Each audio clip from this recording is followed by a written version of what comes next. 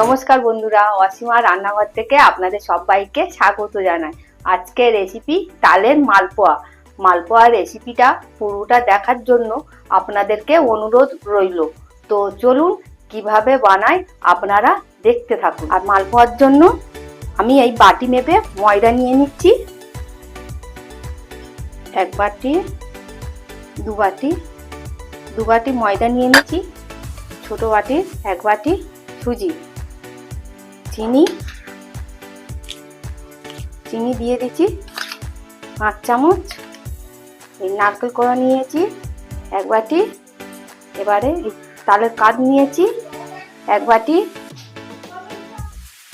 এবারে সব উপকরণগুলো একসাথে মিশিয়ে নেব। এবারে আগে থেকে দুধটা জাল করে রেখে দিয়েছি, ঠান্ডাও করে নিয়েছি। এবারে দুধটা দিয়ে দিচ্ছি। জল দিয়ে গুলতে পারেন, দুধটা দিলে স্বাদ হবে।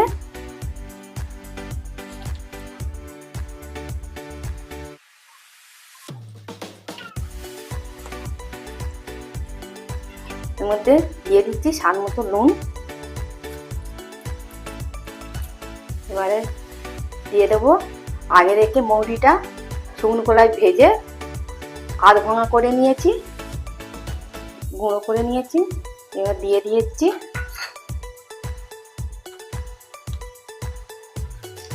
ব্যাটারটা ভালো করে ফেটিয়ে নিতে হবে।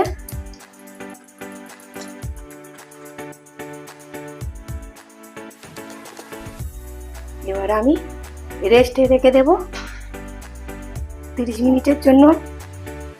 ব্যাটারটা হয়ে গেছে, এবার 30 মিনিটের জন্য রেস্টে রেখে দিচ্ছি। আমি এখানে মালপোয়ার জন্য এক বাটি চিনি নিয়েছি সিরাপের জন্য। আর এই বাটি মেপে এক বাটি জল দিয়ে দেব। ফ্লেভারের জন্য দিয়ে দিচ্ছি এলাচ গুঁড়ো। সেরা চানা করতে হবে, একটু একটার হবে না, দুটার হবে না, এমনি হলে হবে।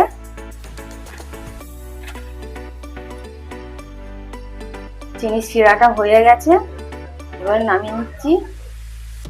দেখুন বন্ধুরা, সুজিগুলো ফুলে উঠেছে, কতটা ঘনত্ব হয়েছে। এবারে এর মধ্যে অল্প একটু জল দিয়ে দেবো।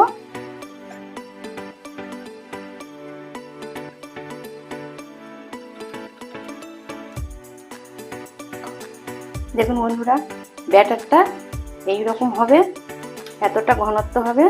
আগে থেকে গ্যাসের উপর একটা কড়া বসিয়ে দিয়েছি, দিয়ে তেল দিয়ে দিয়েছি, সাদা তেল।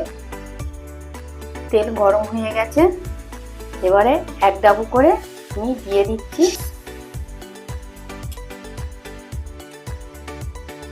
গ্যাসটা মিডিয়ামে রাখতে হবে।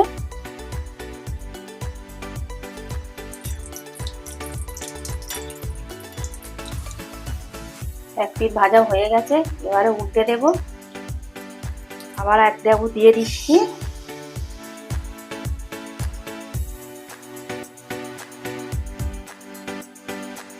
উল্টে দেব।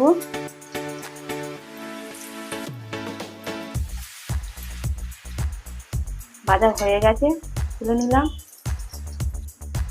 দেখুন বন্ধুরা, আমার এই মালপোয়াগুলো আমি মিষ্টি রসে দিয়েছি, কতটা রসালো হয়েছে দেখুন।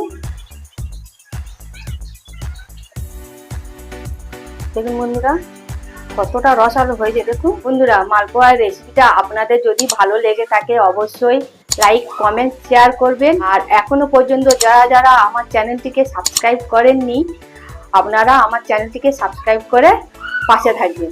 ধন্যবাদ।